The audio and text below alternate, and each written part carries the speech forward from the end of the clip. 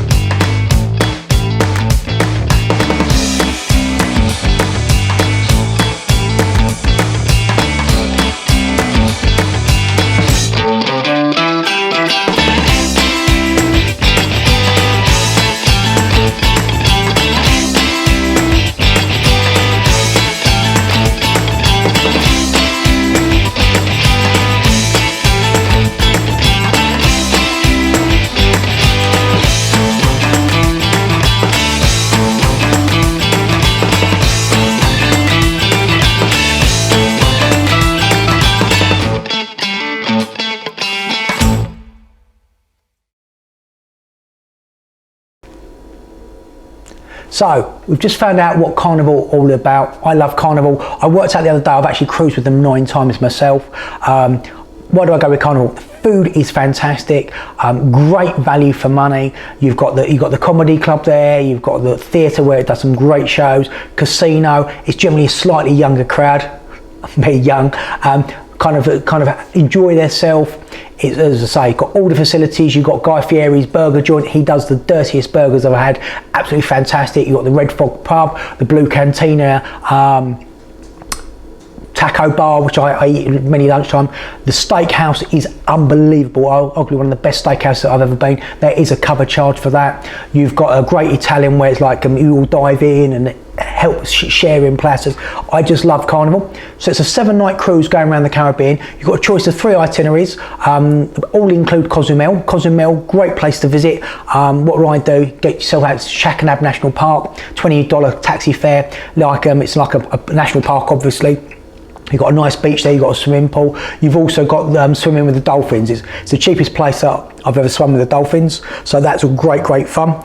You've got Carlos and Charlie's, whether you go in there, it's all about getting drunk, tequila, limbo dancing, bar wars, one ship singing against another. You've got Senor Frogs. If you want some cheap jewellery, it's kind of gold and silver out there. It's very cheap as well. So I love Cozumel. Other ports of call include Grand Cayman, Key West, Montego Bay. If you go to Montego Bay, my recommendation would be jumping organise an excursion, get yourself up to Ocho Rios and do the Duns River Falls. That's great fun going up the mountain, or going up the falls. One word of advice: it is really cold, and maybe take an old pair of trainers with you as well, because it will help you grip on a little bit. So that would be again another one of my top tips. So there's a choice of 3 itineraries. Other one includes Key West and Nassau. Key West, obviously southernmost tip of the USA, home of Hemingway. Great for sunsets. Again, that's a kind of go out, have a bit of fun. A couple of things you can do there: parasailing, or there's a shark tour, which I quite fancy. Never got around to doing that, but I actually fancy the shark tour. Or Nassau, get yourself over to Atlantis, Paradise Island. You got there's a market there, or you can also go swimming with the pigs. So again, lots of things you can do in these places. So when you phone through to Adore Cruises, they'll be able to give you some advice on that as well.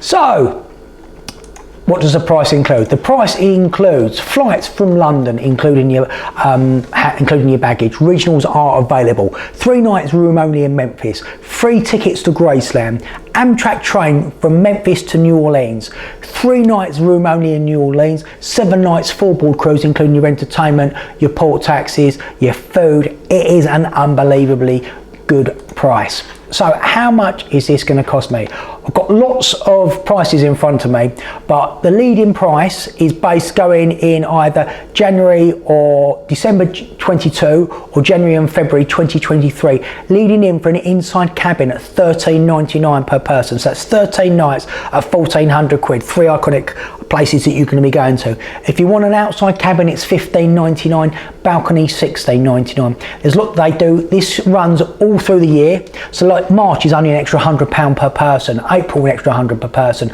May an extra 100 per person. So hopefully the prices will be behind me. I'm not going to read them all out because there's too many. So if you fancy this, click on the link, go through to Adore Cruises and give them a call. Hit the inquire now button. If you've seen this on Facebook, give us a like and a share. Instagram, it needs some Instagram love, or if you've seen it on YouTube, hit that subscribe button, enable notifications to get the best travel deals in the marketplace. If you don't fancy this cruise but you want some inspiration, go through to the website www.tvtravel.shop for the best travel deals in the marketplace. Stay safe and see you all tomorrow.